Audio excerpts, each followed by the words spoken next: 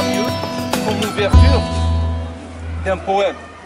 Et Abdelrahman, s'il te plaît, tu peux nous proclamer un poème? Aïe, un poème, s'il te plaît.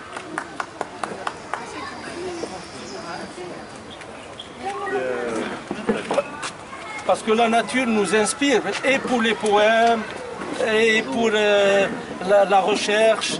Et c'est... Allez, vas-y.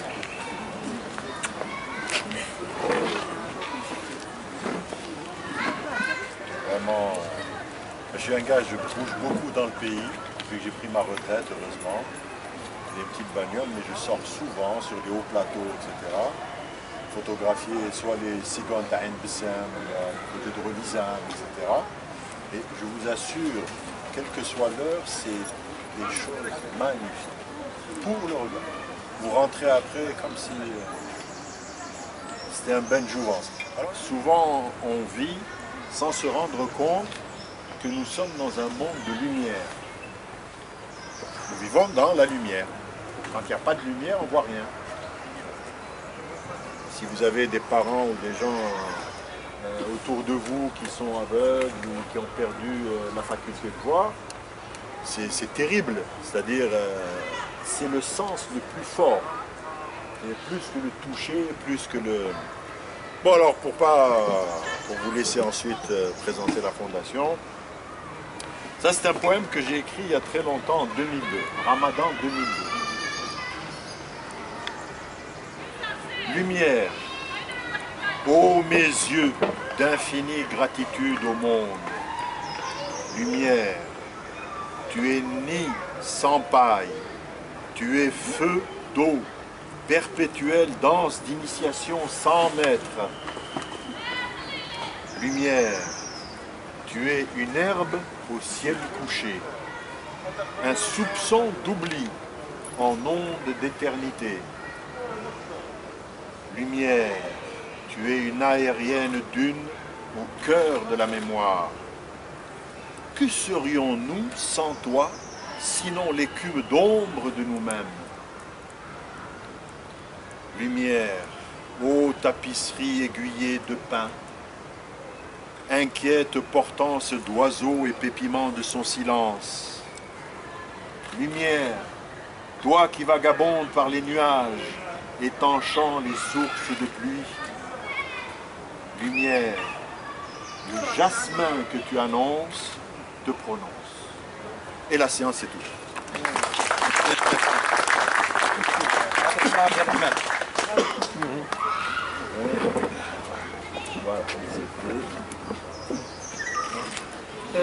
Eh bien, cet arbre n'a pas été choisi, n'a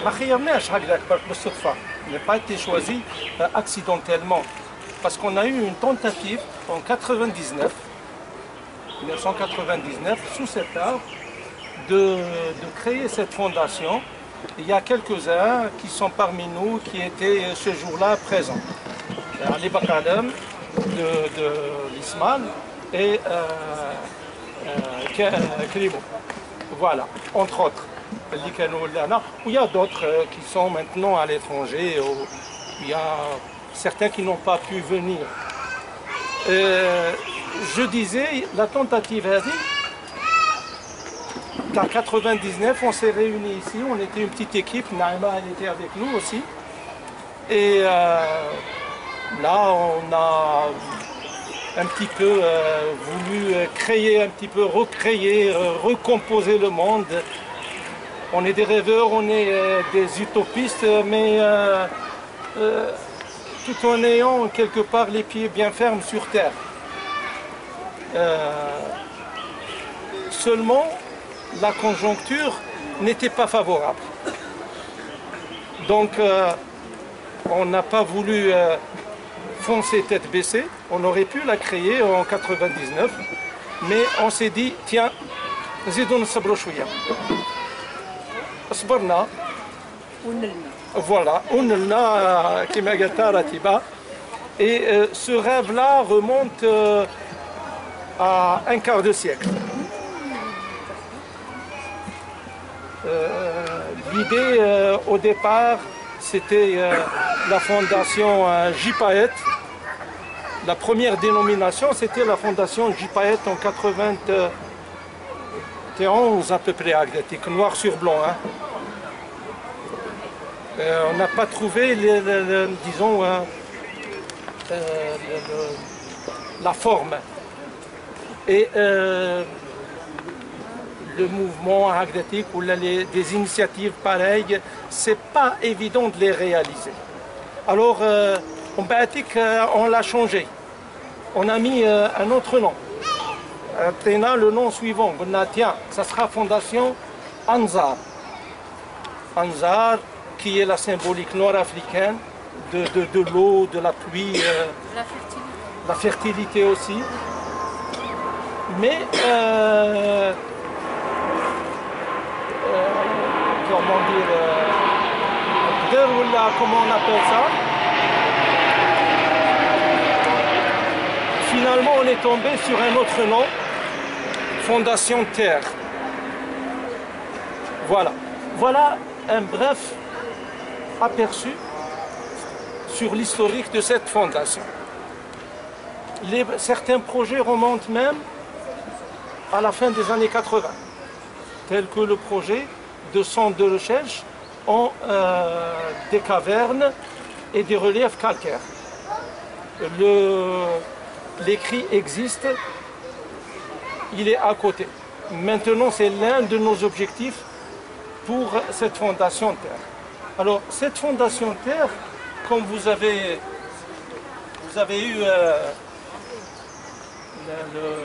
eu l'invitation, les objectifs, c'est mentionné.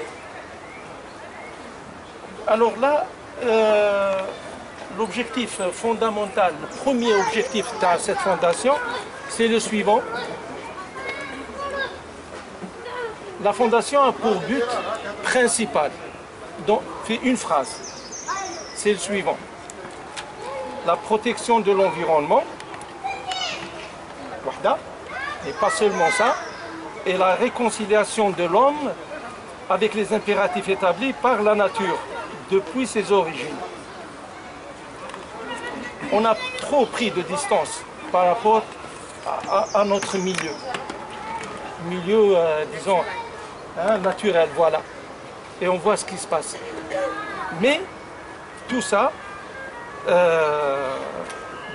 tout ça, mais en intégrant une certaine dimension, la dimension spirituelle universelle. C'est-à-dire tout ce qu'a produit l'humanité comme sagesse. Voilà. Et la nature, dans ses différentes formes, ne cesse pas d'alimenter les sages, les philosophes, ceux qui font dans la réflexion.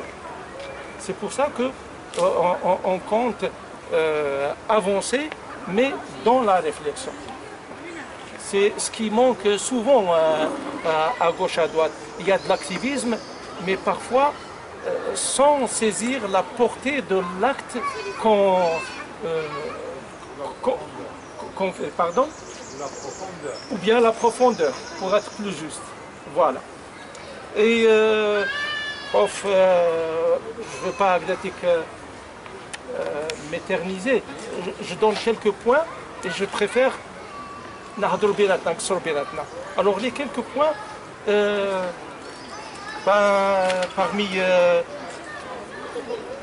parmi nos actions, notre approche, c'est la suivante. Tout ce qu'on doit faire doit aller en premier lieu en direction des enfants.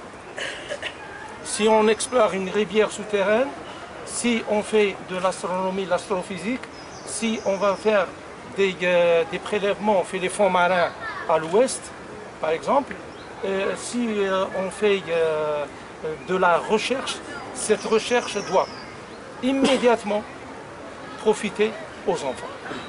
Immédiatement. Sous forme audiovisuelle ou là, sous forme de sortie high kifesh, pour former ces jeunes-là. Je dis le parce que les décennies passent très vite. Aujourd'hui, ils sont astrophysiciens à l'étranger. Aujourd'hui, ils sont à la tête de groupes de recherche ailleurs. Et ça passe très très vite. Alors, quand même, les actions Tawana ont une moralité, ont disons, une philosophie.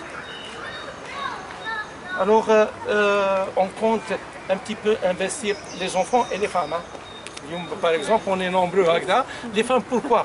Parce que sur le terrain, on a vu les plus sensibles et celles qui communiquent encore mieux et qui transmettent, on l'a vu quand on fait, par exemple, on est sous une tente fil à neige, ou là quand on fait, ce soit l'escalade, ou là, la spéléo, ou bien la randonnée, ou bien autre chose, on a vu que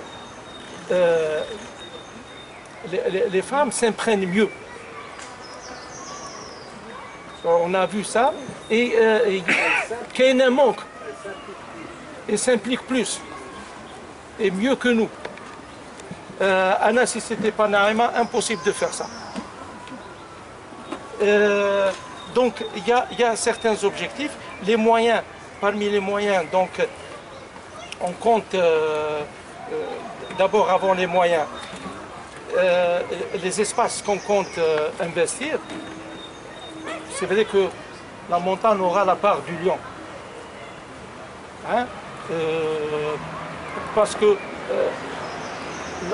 الأغلبية تاع الجزائريين كانوا جبيلية، مي ب 62 لهنايا ولا ب 54 essentiellement الناس هبطت للمدينة إلى آخره.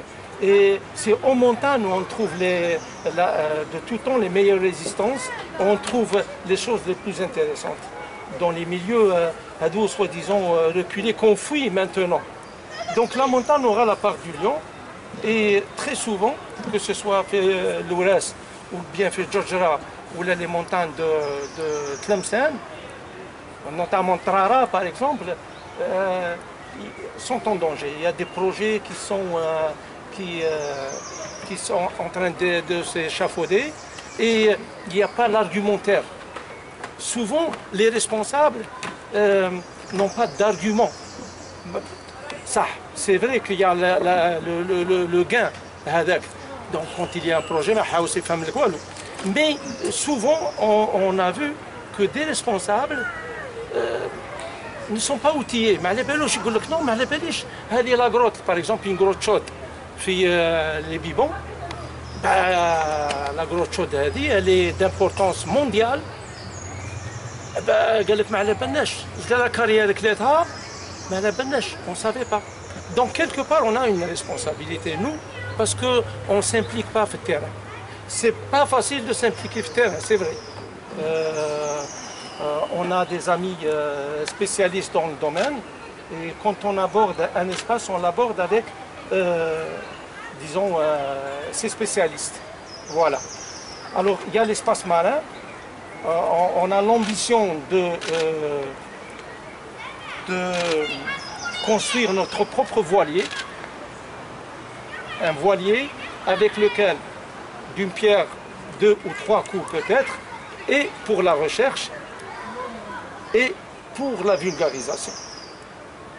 Il y a aussi le domaine, disons, de la montagne, le centre de recherche cavernicole, monde sous-marin, monde souterrain, plus les reliefs calcaires, karstiques, qui sont extrêmement sensibles, mais aussi il y a aussi l'espace saharien.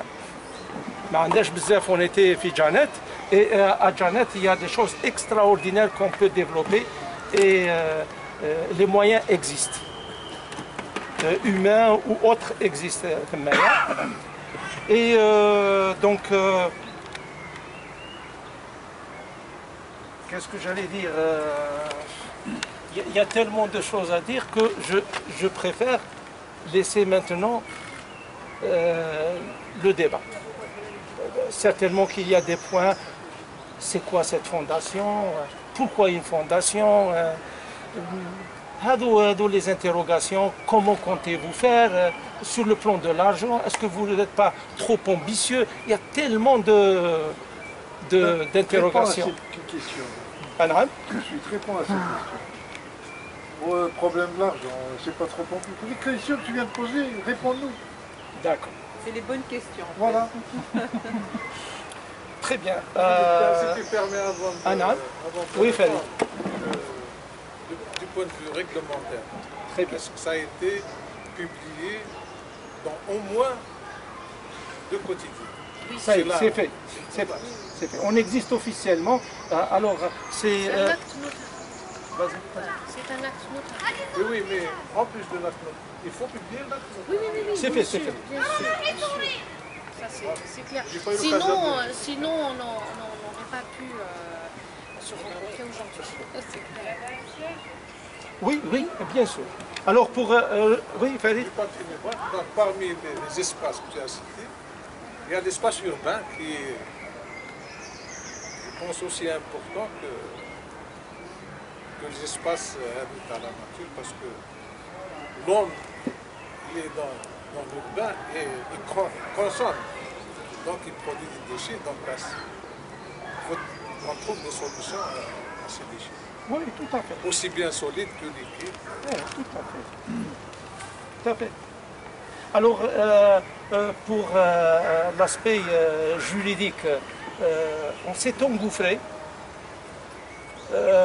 à partir de quelques articles de la nouvelle loi, la loi de 2012 sur les associations. Alors, avec la loi sur le 2012, il y a 3 articles, 50, 51, 53, je crois, les articles qui ouvrent un petit peu, une brèche pour les fondations privées. Les fondations, 2 types de fondations. Les fondations associatives, comme toutes les fondations qui existent en Algérie. C'est des fondations associatives. Donc, Assemblée Générale, comme les autres associations, agrément, et ceci, cela. Et il y a le 2e type de fondation, pardon, la fondation hindoue, les fondations privées. Nous, on est une fondation privée. C'est pas facile parce que bon, ils ont balancé, les juristes ont balancé 3 articles, mais reste le complément. Donc on doit essayer de les sensibiliser pour qu'ils fassent le complément par l'intermédiaire des sénateurs, par l'intermédiaire des députés et d'autres. On doit un petit peu leur mâcher le travail, faire des propositions pour que, au moins, pour que nous, malgré beaucoup de difficultés, et pour que d'autres qui vont venir, mais ils gauchent المشاكل طاحت على رقبتنا الله غالب. On est obligé de donc c'est la première fondation privée d'Algérie. Si on parle d'observatoire d'astronomie, parce qu'on ambitionne de mettre sur pied quelques observatoires d'astronomie régionaux, en attendant les jours meilleurs pour pouvoir monter parce qu'il y a un problème sécuritaire. Au départ, on visait un seul, mais on a trouvé le moyen comment dépasser ça.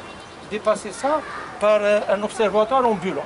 Ça sera un bus équipé, le bus qui va faire sillonner et qui va faire toucher les enfants d'abord, surtout les enfants, et qui va faire dans des trucs pointus, avec des programmes. Il y a des programmes d'institutions astronomiques dans le monde très pointus. Les astrophysiciens, par exemple, ils sont très souvent dépassés. Alors, ils donnent un volet à des associations, à des amateurs. On aura quelques volets très pointus en astrophysique, soit l'archimède. Donc, en attendant de voir ceux qui vont faire de l'astronomie, qui vont s'imposer, c'est eux qui vont prendre le projet phare, le projet à long terme. Voilà.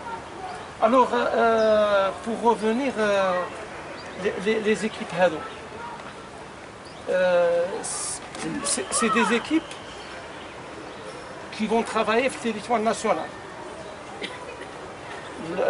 La Fondation Hadi, j'ai oublié de dire une chose importante, elle ambitionne d'être une fondation nord-africaine.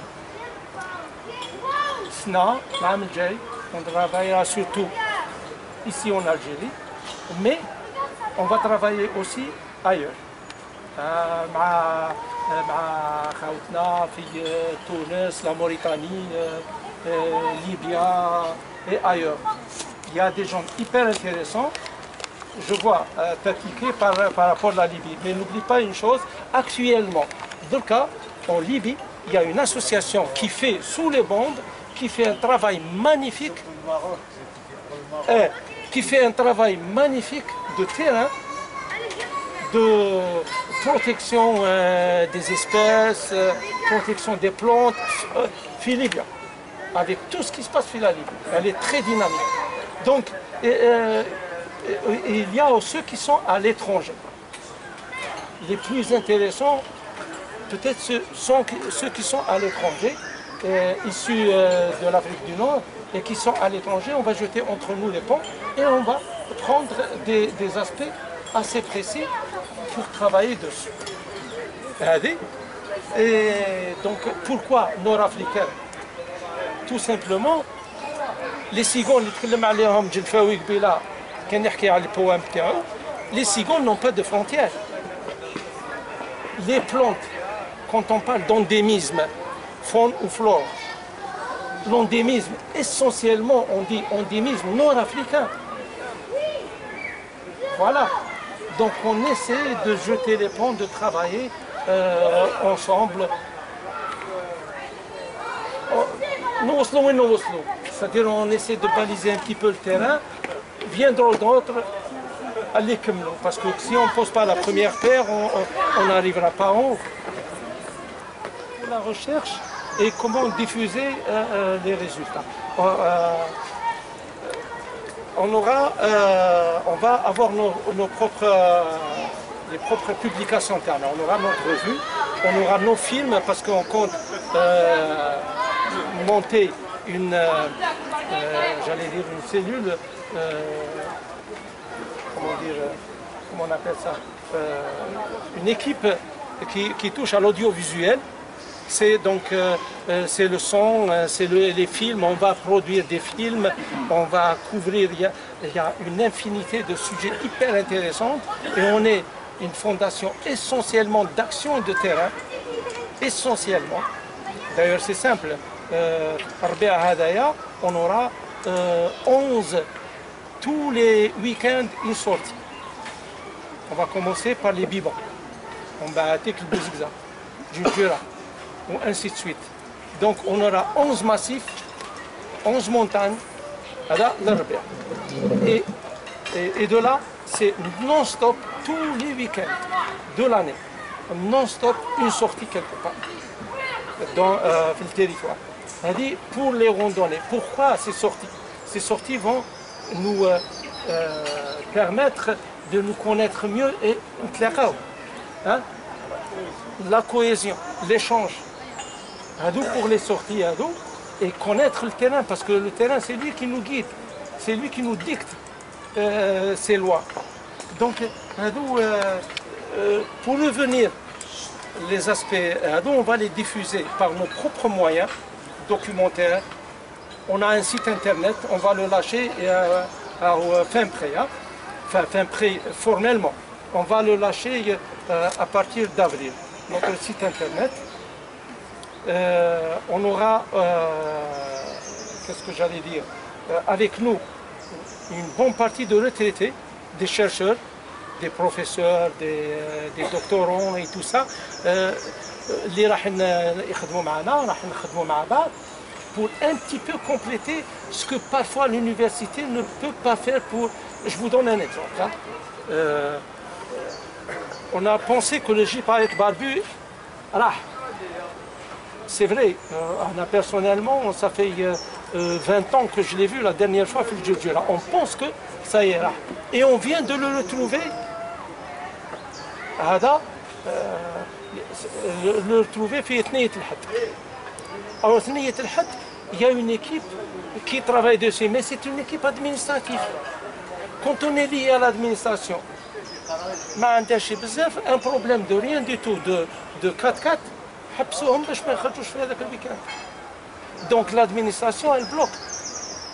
Non seulement l'administration algérienne, mais même les pays les plus développés, l'administration reste l'administration. Qui doit combler ça? qui doit combler ça. C'est la société civile dans tous les domaines, mais dans le domaine de l'environnement, au sens large, au sens vraiment large.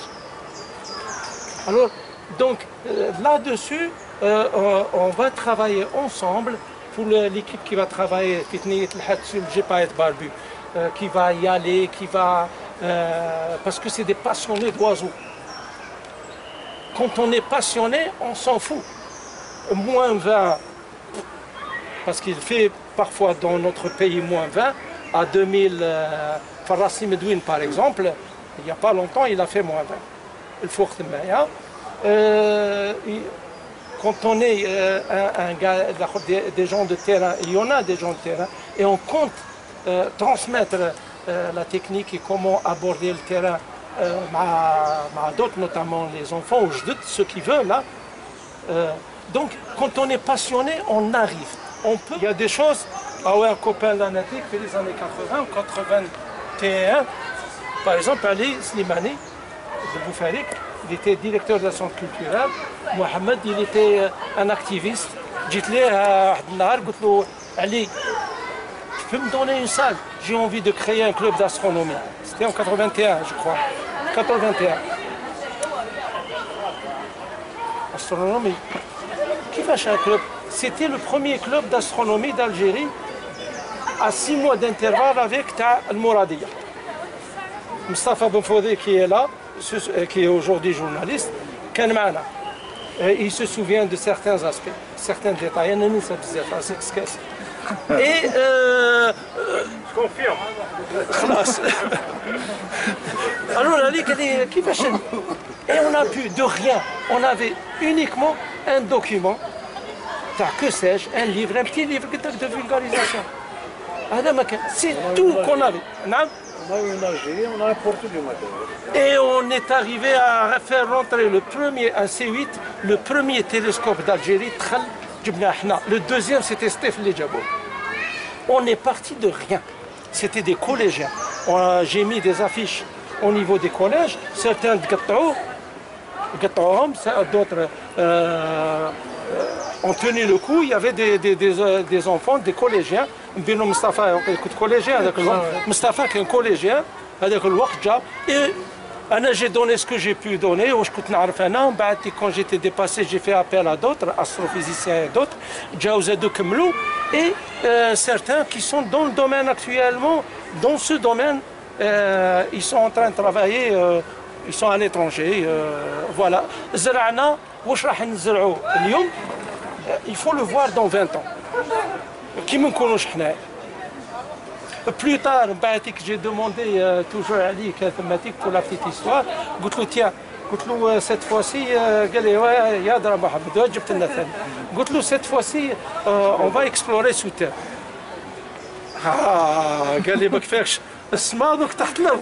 Et on a créé un club de spéléologie et on est arrivé à faire de grandes expéditions à l'étranger et ici chez nous, et c'était en 84.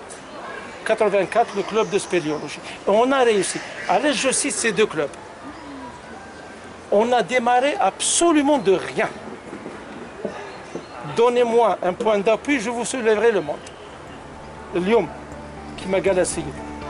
Lyon, avec cette fondation, avec notre volonté, avec notre intelligence, Draham, c'est secondaire. Djiboua.